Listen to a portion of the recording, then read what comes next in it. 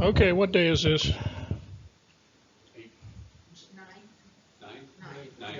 Ninth. The 9th of May? Okay. Well, it's close. It was close.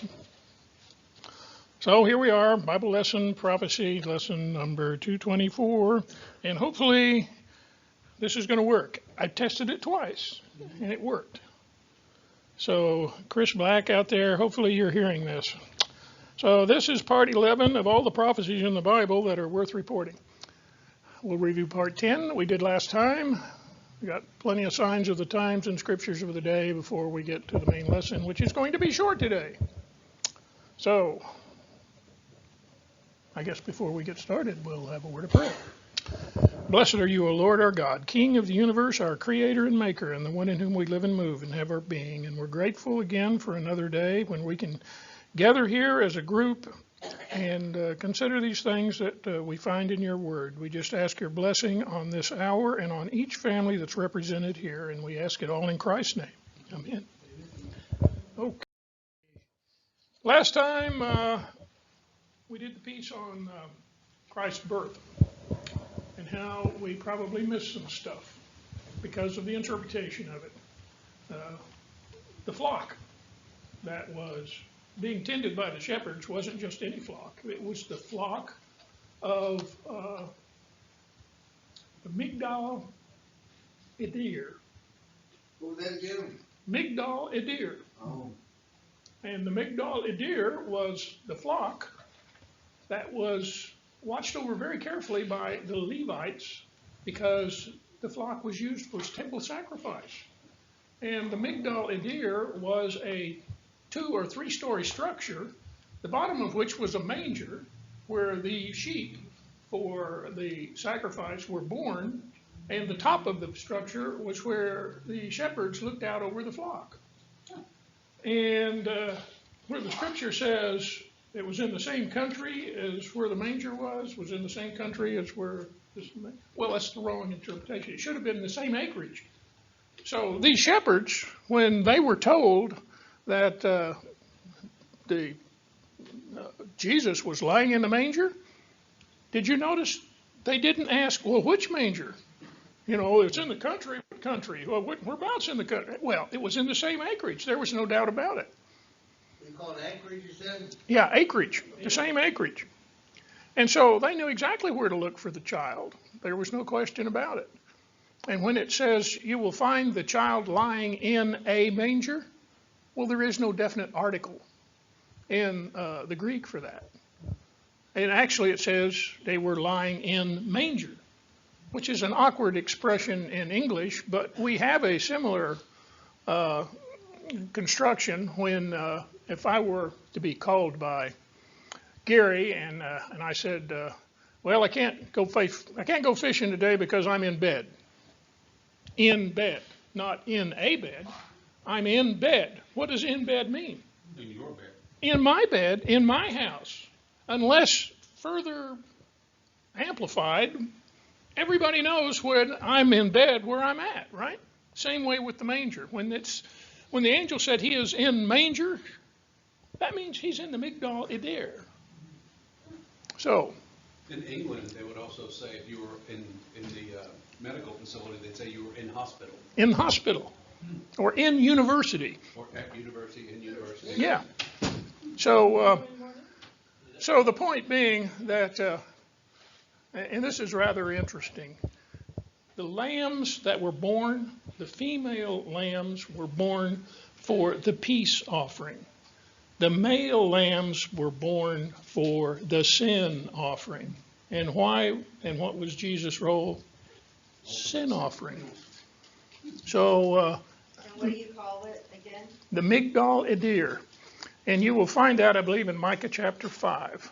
So now this would have been, this flock would have belonged to the priest in Bethlehem, the high priest, the Levites there. It was the priests, I guess some order of the priests, that were responsible for the flock.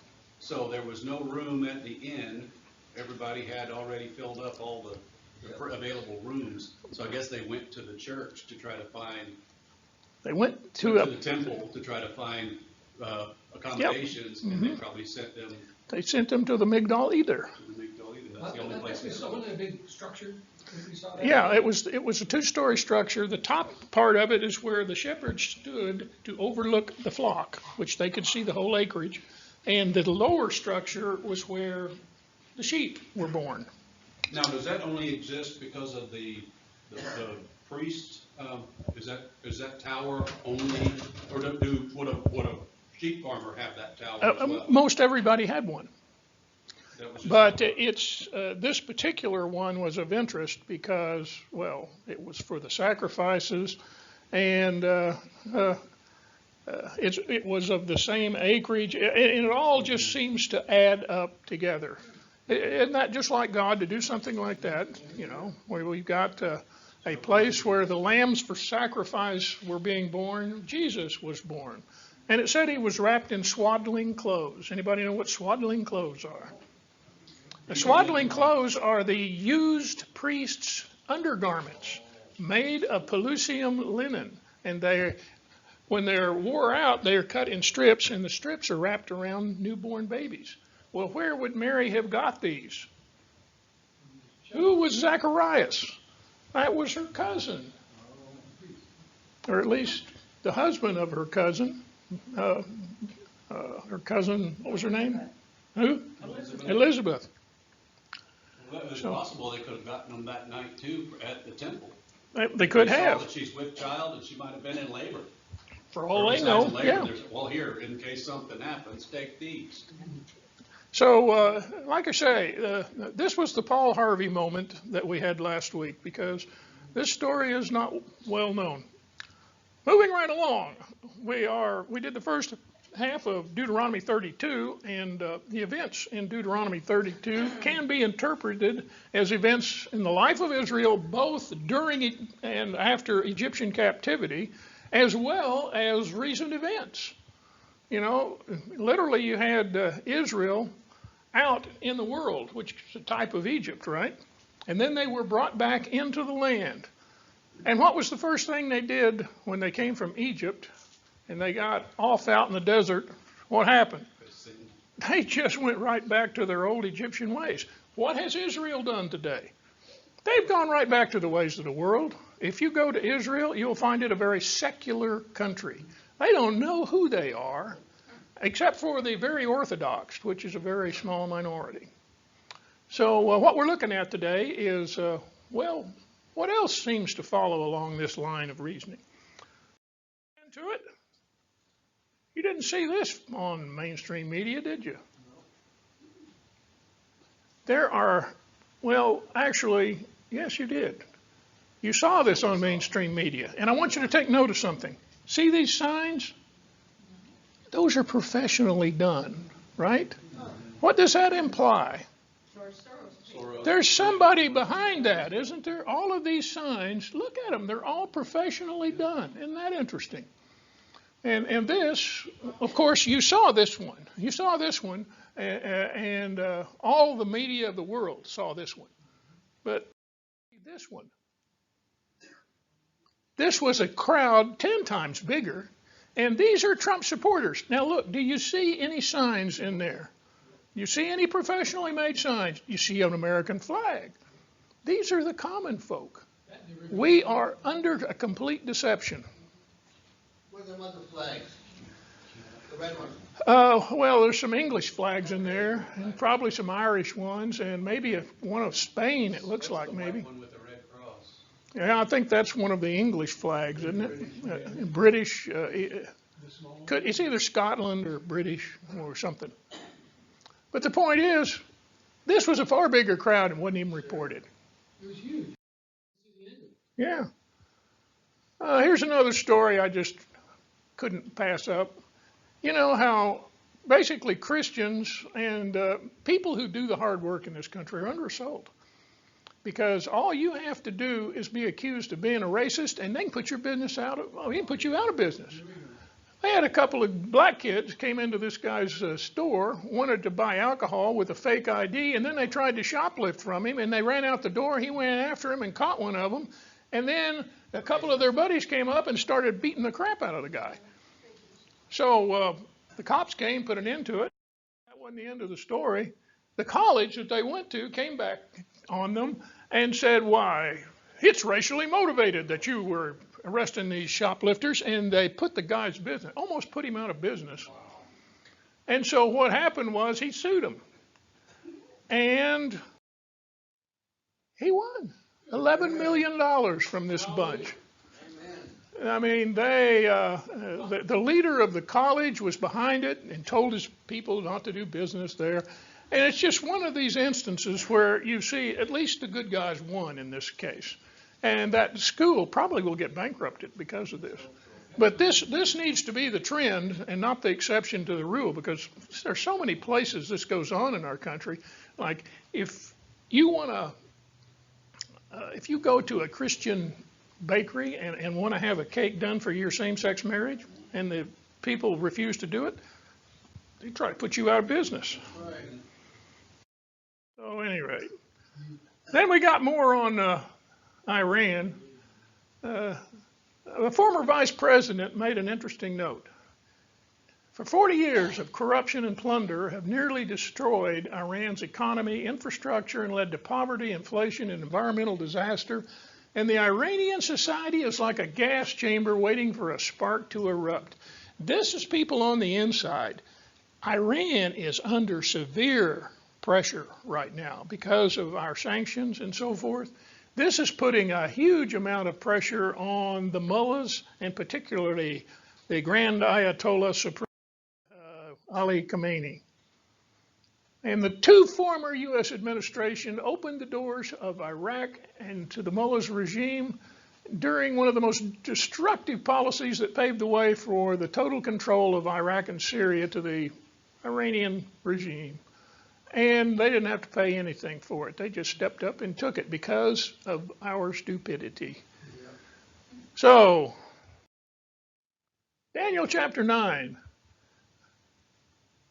Then he shall confirm, strengthen the covenant with many for 1 week, but in the middle of the week he shall bring an end to the sacrifice and offering, and on the wing of abominations shall the one who makes desolate shall be unto consumption, which is determined, is poured out upon the desolate. Now, just the important part of this story is this talking about the Antichrist. And it said he will confirm the covenant with the many. This is the JCPOA, the Joint Comprehensive Plan of Action, which was negotiated, if you want to call it a negotiation, by Kerry and Obama and his cohorts. And notice these words, which I just looked up. That word confirm is a minority use of the word bava in Hebrew, which means to strengthen the covenant. What does that mean? It implies a pre-existing covenant that has been modified. What do we got coming? He's going to have to modify the covenant and put some teeth in it, or otherwise they're going to remain with sanctions. My point is, there's this done in a hurry.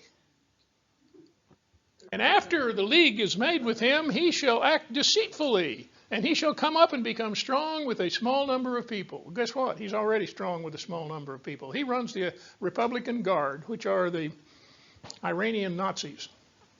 And not only that, it says he will act deceitfully. He's been acting deceitfully his whole friggin' life. Now notice, he's sticking up his left hand. You know why he's sticking up his left hand? Because his right arm is withered. Completely dried up, just as the Zechariah prophecy said he would be. Yes, this guy just flat out looks evil to me. So, in that one, Thessalonians chapter 2. Now we beseech you, brethren, by the coming of our Lord Jesus Christ and by our gathering together unto him. What's that? That's rapture, right? That you may not be soon shaken in mind or troubled, neither by spirit, nor by word, nor by letter as from us, that the day of Christ is at hand.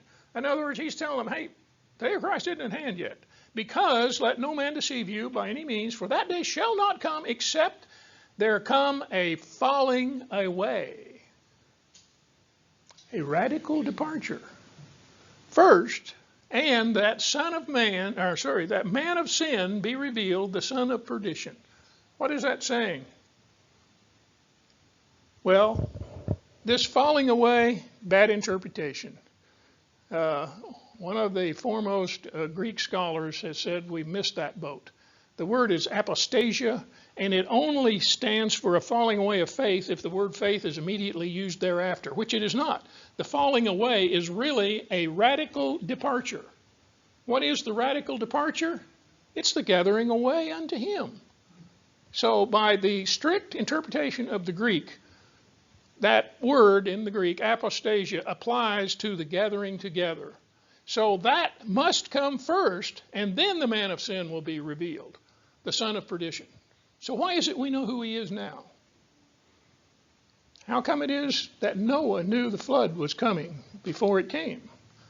How come it was Lot knew that Sodom and Gomorrah were going to be destroyed by fire before it came? Because we are of the family of God, and he warns his own before he ever acts. What was it that the angel said to Lot? Lot, get out of here because we can't do anything as long as you're here. You got to get out of here. In other words, until they got away, they took a radical departure, nothing could happen. That's the good news for us. That's why my point is, That's God's love. absolutely, he loves his own, doesn't he? God is love, one of the fundamental statements of the whole Bible. So my point is this: as we see all of these awful things developing as storm clouds on the horizon, that ought to be a reason for hope for the rest of us.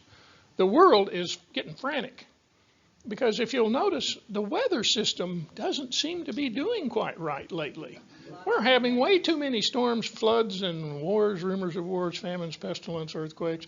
Well, it's all happening, isn't it? So we should be worried. We should go build a bomb shelter, right? No, we don't have to. We got the best deal going. Yeah, we do. Because of Christ. A friend of ours made the observation also that, how Jesus said all these things would come to pass, that last generation would come to pass for that last generation was gone. And he was talking about World War II. There's only like 500,000 World War II veterans left, and they're dropping daily because they're in the 90s. That's the generation that saw Israel become its own country. Could that be the last generation? And if it is, we are very close because in the 90s. They haven't got much time, and neither do we. And that's why I keep watching every week to see when the Ayatollah is going to come to his senses and start to negotiate. We're seeing Trump having success with negotiations with Mexico, for example. And did you know how the mainstream media reported that? Trump backs down. Can you get over it? Trump backs down on his tariff. Yes, Trump backs down. And if you, Trump flinks. It was, he was just threatening, and he had to back down. They never gave the whole story, and they never will. So, yeah. Pressure about the far left, trying to put pressure on him and all the world events. I don't know how this guy can stand it. Well, I am convinced that the guy was made exactly for the purpose in which he finds himself right now. Can you think of another guy? How old is he anyway? Is he 72? He's old as I am? And this guy works like 20 hours a Did day. you notice how much better he looked than Charles? Oh, my word. Charles looks like he's got one foot in the grave. Yeah, and Trump looked great next to him, and he's older than... He's older than that, and not only that, he's quick of wit.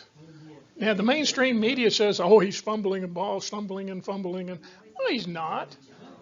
And so eventually their credibility, if they have any, will be in the toilet. But it, in my estimation, has been there for some time. Mm-hmm. Got fish scales over the ride. Well, no question about that. And some are just plain willingly blind. Okay, here's where we left off last week on Deuteronomy chapter 32. And verse 22, it says, "For a fire is kindled in my anger and shall burn to the lowest hell. It shall consume the earth with her increase and set on fire the foundations of the mountains. And I will heap disasters on them and spend my arrows." Literally, arrows in the Hebrew is iron spear points upon them. Now, isn't that interesting? What do we know about the end times? Well, Joel, and this is a chapter that has been long misinterpreted in my estimation, and I'll show you why. "Blow ye the trumpet in Zion, sound the alarm in my holy mountain. Let all of the inhabitants of the land tremble, for the day of the Lord comes, and it is nigh at hand." What do we know about the day of the Lord? Revelation is a composite of all of the events of the day of the Lord.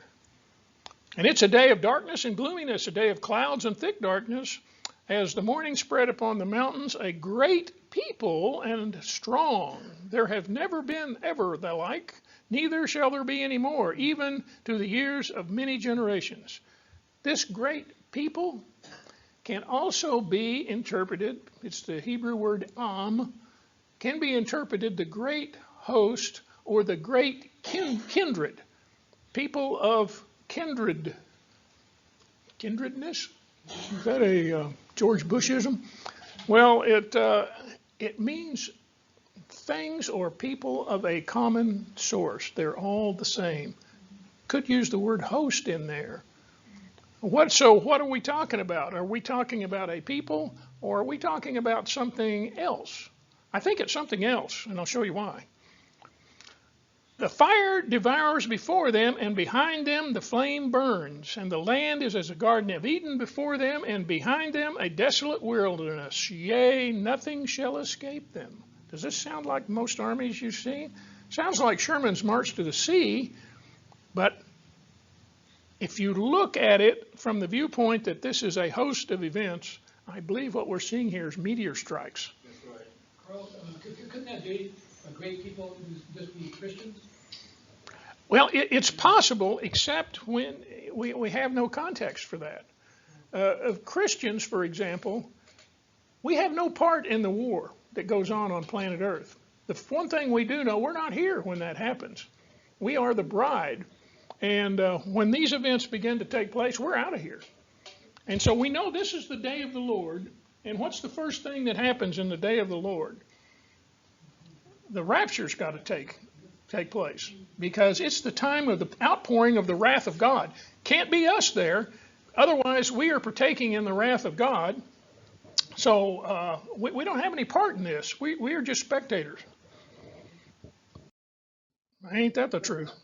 "The appearance of them is as the appearance of horses and horsemen, and as horsemen they shall run. Like the noise of chariots on the tops of the mountains, they shall leap."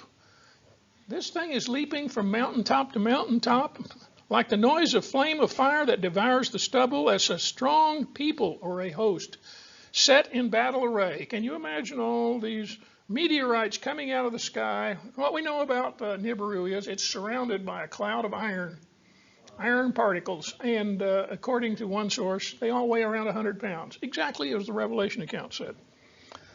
"And before their face the people shall be much pained. All faces shall gather blackness. They shall run like mighty men. They shall climb the wall like men of war. They shall march every one on his own way, and they shall not break their ranks. Neither shall one thrust another. They shall walk every one in his path, and when they fall upon the sword, they shall not be wounded. They shall run to and fro in the city, and they shall run upon the wall. They shall climb upon the houses. They shall enter at the window like a thief. The earth shall quake before them, and the heavens shall tremble, and the sun and moon shall be dark, and the stars shall withdraw their shining." This does not sound like any army I ever saw. This is, in my view, a description of meteor showers. And one more verse here in Joel. "And the Lord shall utter his voice before his army. For this camp is very great, for he is strong that executes his word. For the day of the Lord is great and very terrible, and who can abide in it?" If you go to the Revelation account, what you find is many places that talk about the events being initiated by meteor strikes, by large chunks of stuff falling out of the sky, and people running to the caves. So, I think what we got in Joel is a description of what we already knew in more detail in the book of Revelation. They shall be wasted with hunger, devoured by pestilence and bitter destruction. I will send against them the teeth of beasts and the poison of serpents of the dust. The sword, yeah, one of those, shall destroy outside, and there shall be terror within for the young man and virgin, the nursing child, and the man with gray hairs. And I would have said, I will dash them to pieces. I will make memory of them cease among men. Said that. For many of them come in my name, saying, I am the Christ, and will deceive many. This is over in Matthew 24. And you will hear wars, rumors of wars, but do not be troubled, for these things must come to pass. But the end isn't yet. For nation will rise against nation, kingdom against kingdom, and there will be famines, pestilences, and earthquakes in varying places. These are all the beginnings of birth pangs. All of the events just mentioned over in Deuteronomy 32 are amplified in Matthew 24. And it says these are the beginnings of birth pangs. The Hebrew has a belief that the Shevalai Shel Mashiach, which are the birth pangs of the Messiah, come on Israel not as the Messiah has birth pangs, but Israel has the birth pangs delivering the Messiah. So these birth pangs we know as the 7 years of tribulation. Moving back to Deuteronomy 32. Had I not feared the wrath of the enemy, lest their adversaries should be understood, lest they should say, our hand is high, and it is not the Lord who has done this, for they are a nation void of counsel, nor is there any understanding in them. Just a moment, pause. Right now, I would argue that Israel, secular Israel, is a nation void of reasonable counsel. And most of the people in our country are void of reasonable counsel. Because Satan is really busy right now. His deception is working on all fronts, and it really makes some of the people that have sold out to Satan really mad when they find out that they don't have the final say in anything. And that, there comes a time when evil comes to the forefront, but when God has a mind to put an end to it, he puts an end to it. And so, well, anyway, moving right along. Oh, that they were wise, that they understood this, that they would consider their latter end. Do they consider their latter end? They don't consider anything except today, and maybe a little bit about tomorrow, but that's all. They certainly give no consideration to why they are here. Is there a God? There must any reason to be here? No, just eat, drink, and be merry, for tomorrow you die. And hope tomorrow takes its time getting here. Oh, that they were wise, that they understood this, that they would consider their latter end. How could one chase 1,000 and put two put 10,000 to flight unless the rock had sold them, unless the Lord had surrendered them? Well, this is a turnabout on here in Leviticus, where it says, 5 of you shall chase 100, and 100 of you shall put 10,000 to flight, and your enemy shall fall by the sword before you. This was a promise made to the house of Israel. And the Lord just turned it around and he said, how could others put you to flight unless God had surrendered them? Which he didn't. For their rock is not like our rock, even our enemies themselves being judges. For their vine is the vine of Sodom and the fields of Gomorrah. Their grapes are the grapes of gall, and their clusters are bitter. It just seems that this image of Sodom and Gomorrah keeps coming up in the end time prophecies as,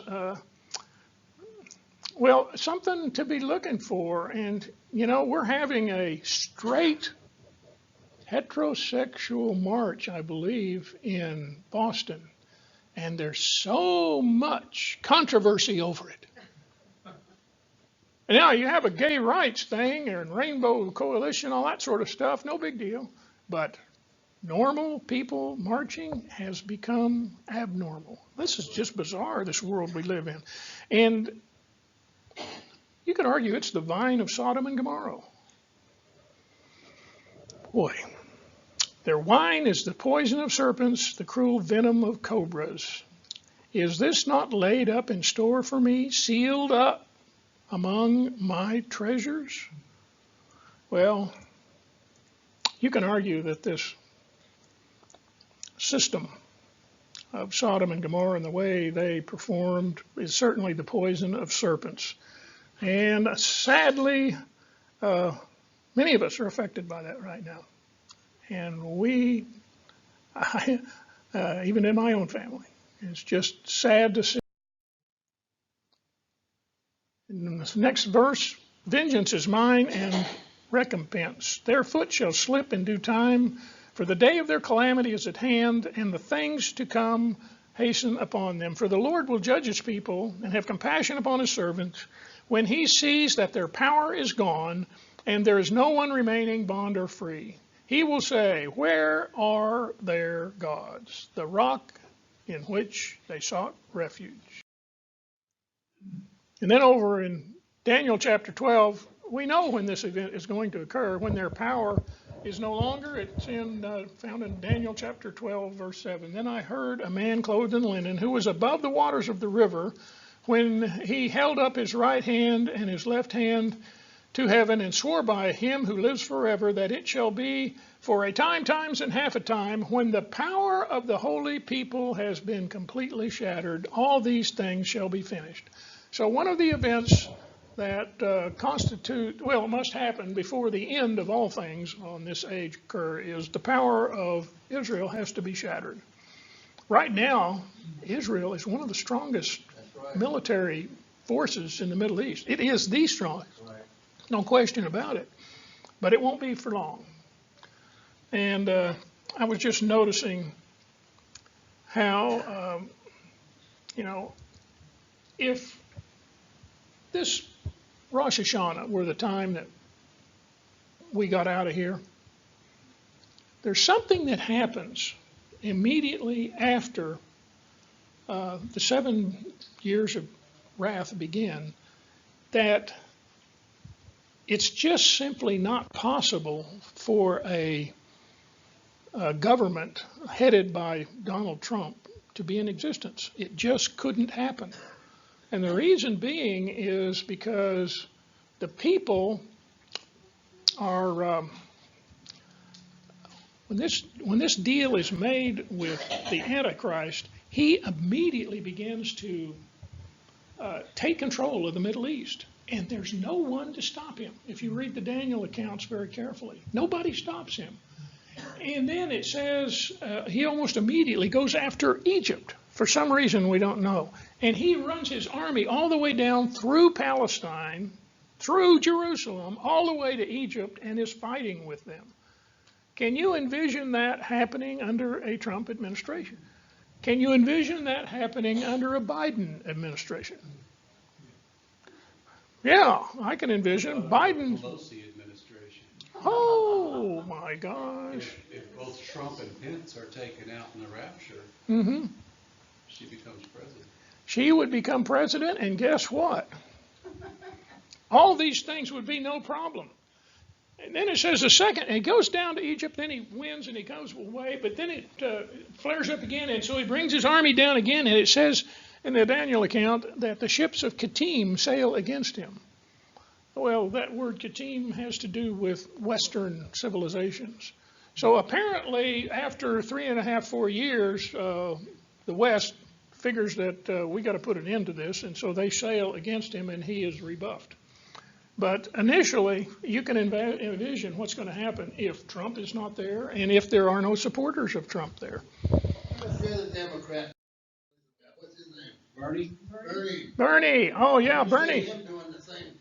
Well, yeah, you can see Bernie making an alliance with Soviet Union to attack Israel. Yeah, but if you're talking about the rapture happening in the next few years, Nancy Pelosi being, then it would be under a Pelosi administration. Yeah, and I'm hoping, and I keep waiting and hoping and looking for this JCPOA.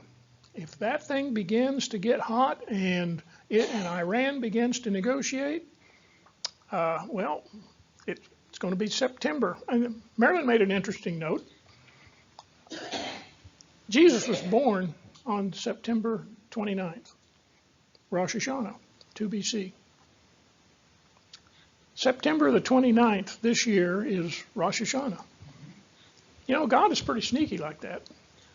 Well, when the age starts and when it ends, it's going to be on a Rosh Hashanah, but wouldn't it be interesting if it was the same day Jesus came into the world? That's how he operates. Yeah, he's pretty sneaky that way. Almost as if he knew the end from the beginning.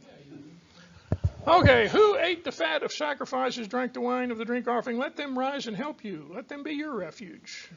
Now see that I, even I, am he. There is no God besides me. I kill and I make alive. I wound and I heal. Nor is there any who can deliver from my hand. For I raise my hand to heaven and say, as I live forever. This thing just stopped recording. So I started it again. We'll see. Yeah. We have had more trouble this week. I don't know what it is. We must be getting close to the end because everything you can imagine going wrong has been going wrong. If I whet my glittering sword and my hand takes hold on judgment, I will render vengeance to my enemies and repay those who hate me. I will make arrows, my iron spear points, that's God's arrows, meteorites, drunk with blood, and my sword shall devour flesh. With the blood of the slain and the captives from the heads of the leaders of the enemy. Rejoice, O Gentiles, with his people, for he will avenge the blood of his servants and render vengeance to his adversaries, and he will provide atonement for his land and his people. Now, what do we know about the events of the end time? Stars here in Revelation chapter 6 are going to fall to earth. And this is the beginning of the tribulation event. In chapter 6, hail and fire, followed by, or mingled with blood. A great mountain burning with fire is thrown into the sea. A great star fell from heaven, burning like a torch, and fell on a third of the earth. We're talking about a cosmic disturbance, which is perfectly consistent with flying through the tail of a Nibiru type system. And as Hebrews says, almost all things by the law are purged with blood, and without the shedding of blood there is no remission. The Hebrew day Yom Kippur is the day of atonement. How is it that Israel is atoned, those who survive the Holocaust? Well, they are atoned by the blood of the enemy, and therefore atonement is made. So, without the shedding of blood, there is no remission. Israel is remissed, and it's remissed by the blood of the enemy. The end. This was a quick one. Yes, sir. I have a hard time with the scripture saying, vengeance of mine, saith the Lord, but I want revenge now, Put Hillary in jail and do this and that. But what we notice about the first coming of Christ, I don't think it was a coincidence that the end was full. I think God had this plan before in the manger, and we know Christ was humble. He teaches us being humble, worship the disciples' feet. But the second coming is going to be a lot different. Oh, absolutely. He came in as a lamb the first time, but when he comes again, it's like a lion. And so we are looking forward to that one. So I will end this right